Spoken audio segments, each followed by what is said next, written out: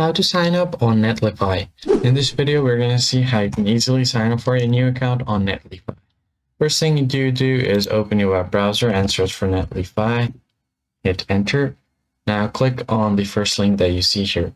If you don't know what it is, Netlify is a remote-first cloud computing company that offers a development platforms that includes build, deploy, and serverless backend services for web applications and dynamic websites. Go ahead and click on the first link that you see here. Head over to netlify.com. Now you can just go ahead and select what you want here, like you can accept and reject cookies. And once you've done that, you can choose your cookie preferences. Now click on Get Started. And what you need to do here is go to the sign up page. On the sign up page, you just need to provide a few details. There are different things you can sign up with, including your Google as well as GitHub account.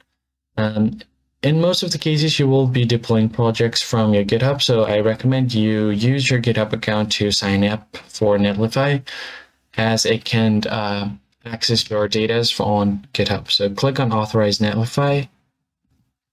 So here are some fields that you're going to have to fill out, including your first name and last name. Now select what you're going to be using Netlify for. I'll just select personal. Select what kind of project you want to build first. I'll do something else.